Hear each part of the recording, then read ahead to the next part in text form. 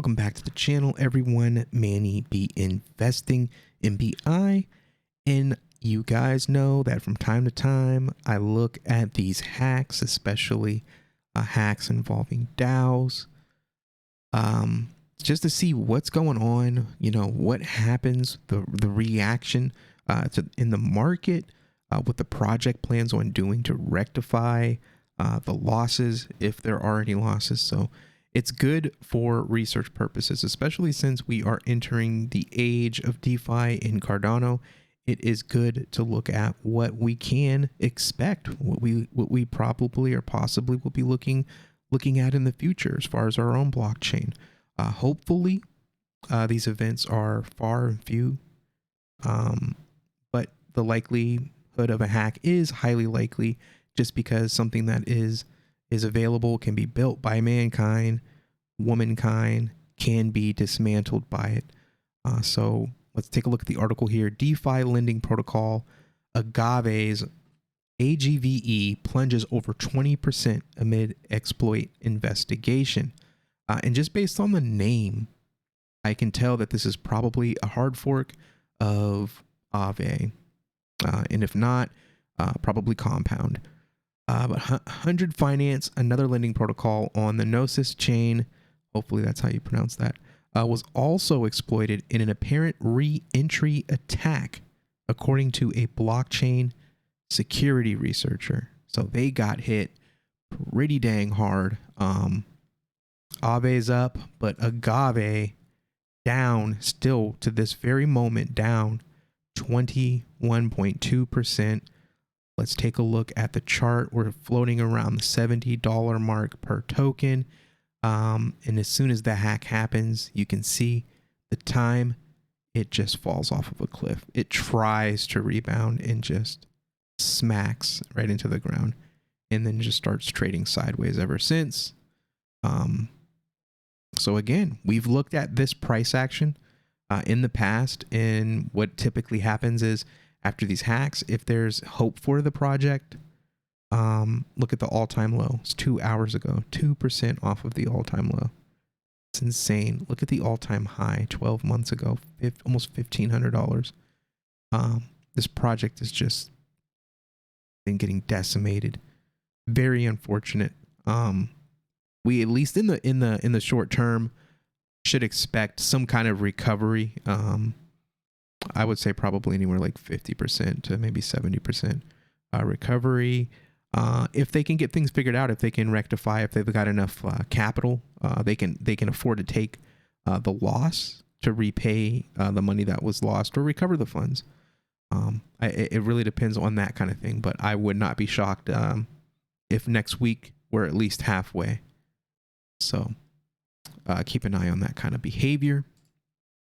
But a re-entry attack, a good example of a re-entry attack for those that are not familiar with these types of things is what happened was, there is a contract to take out a loan.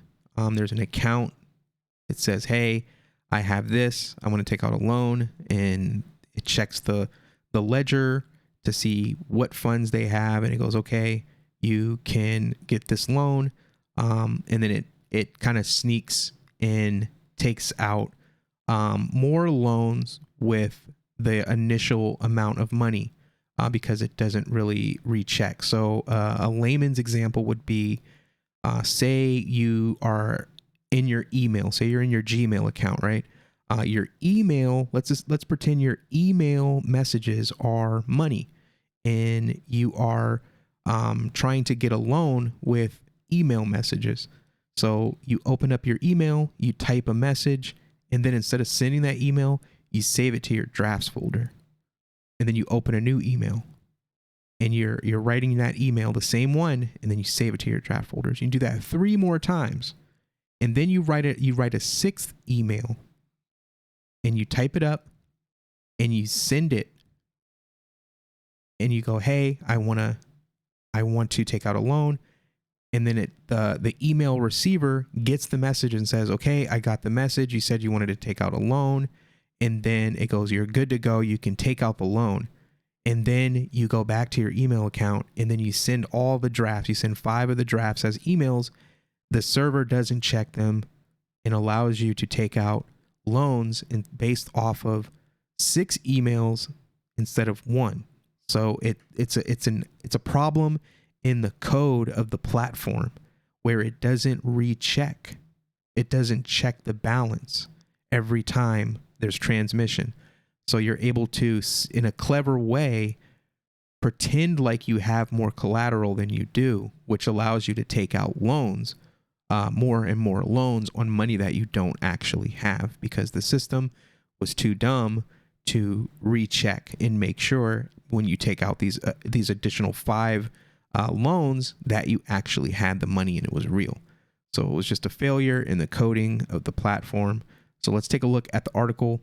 The tokens of non-custodial money markets and lending protocol Agave plunged over 20% on Tuesday after the company said it looked into an exploit.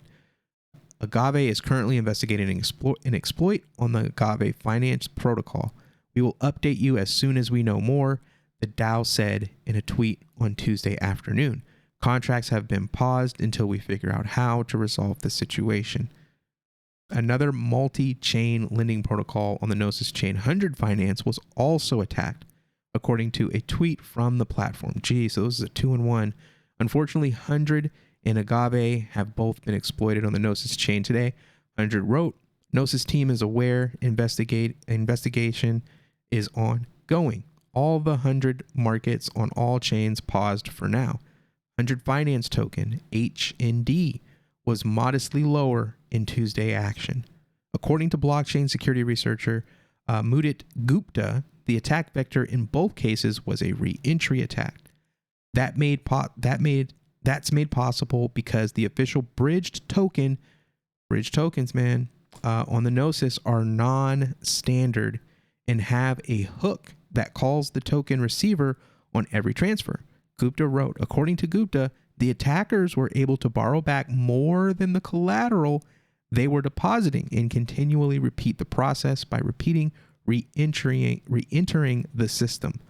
So, think of it like that example I gave you with the emails, and you save it to your drafts and you don't send it. So they were basically doing that. They were able to send in, say, hey, we got $1 million. I want to borrow against this $1 million of wrapped assets, whatever it may be.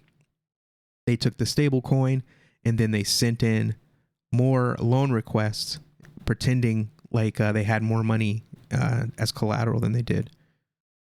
Let's take a look at what he's talking about. This is the researcher. He's got a pudgy penguin. Nice. Agave 800. Okay, he talks about that. And he goes on to tweet, 100 Finance is a fork of Compound.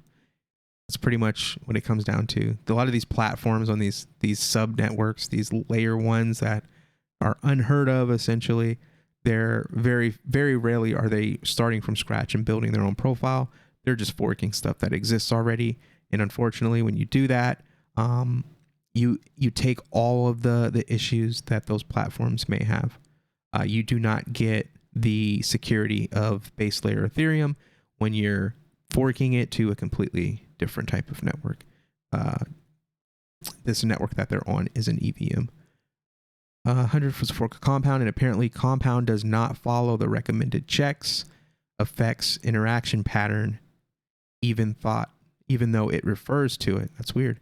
The code executes interactions before applying the effect, which make the re-entry attack impactful. So he shows you the code here. In the commands, we emit a borrow event, emit borrow amount, varies account borrows new, varies total borrows new. So he highlighted borrow. So it looks like it just checks it once, essentially. The attacker basically deposited like 2 million as collateral and borrowed up to 1.5 of all other assets by exploiting reentry. They borrowed 1.5 million of the first asset, and before the system recorded their debt, so it goes boom, boom, boom, boom, and then total borrows new. So it's like it's faster than this code can execute. They re-enter and borrow 1.5 million of the second asset as well. This made their debt to be $3 million, while other collateral was only $2 million. They rinsed and repeated this to borrow all available assets. So they just ran the same string over and over again, just continuing to borrow and borrow and borrow, and then got the heck up out of there. Agave, the other protocol that got hacked, is a fork of AGVE. AGVE tried to follow the checks effects interaction pattern, but apparently there is a path via liquidations using which the attacker broke the pattern. Agave, the 100 protocol teams, messed up by listing a token that can re-enter. AGVE and Compound governance actively checks for re-entry before listing tokens on the mainnet to avoid similar attacks. That being said, Agave didn't pick up. I'm assuming Agave doesn't do this. That being said, I'd like to add that allowing re-entry from the official bridge token on normal transfers was a bad design decision by the AGVE team. If Solana devs share fault for providing unsafe API to Wormhole, AGVE devs share fault for this. So this is a layer 1 issue, apparently. This is what you have to watch out for when you're not building your own protocol from scratch. You have to be aware of all of the code.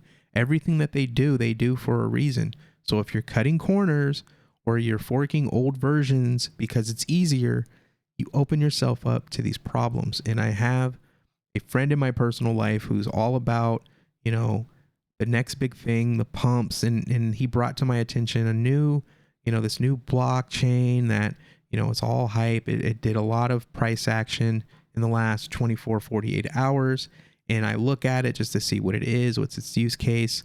And I'm looking at this stuff and I'm like, this stuff is not original. All of this stuff is just forks of stuff that already exists with a new name and a lower price so that people buy into it. This is what happens when you do that. There is a reason why Ethereum is Ethereum. There is a reason why AGVE is AGVE and Compound is Compound. They built their stuff. They know what they're doing. They've had it audited. They've had it tested, tried and true. They're on layer 1 Ethereum. When you start forking, when you start doing this stuff, when you start going to other layer 1s that are brand new in comparison to Ethereum or Cardano, any of these networks that are kind of built from the ground up, from scratch. Copies are always going to be copies. They're inferior to the original. Be careful out there. I don't know what's going to happen with this hack. I don't know if they haven't mentioned anything about, returning the money, where the money came from, if this was just protocol money, DAO money, or if these were assets that belong to users. We don't have that information yet. I'm sure that we can follow up and see what's going on and do a follow-up video. And because that's the big thing for me when I'm researching these problems and these stories, what happens to the little guy? What happens to the guy that put, between $1,000 to $5,000 of their hard-earned money into these platforms and then they get hacked? Did they lose their money? Will it be returned? Are they just SOL? So we'll find out. We'll bring the story back. But Agave is here. I would never touch this. I'm sorry. I just wouldn't. Nothing against them or their work that they've done, but why would I use them if I could just use Agave or I can just use Compound? I mean, it's not. Is it worth it avoiding Ethereum fees if you lose everything? No, it's not. That's why I'm sticking with, Ethereum. That's why I'm sticking with Cardano. Stuff that's proven. Stuff that's secure. So thank you again for checking out the video. Make sure you hit that like, hit that share, and subscribe, and we'll see you on the next one. Peace.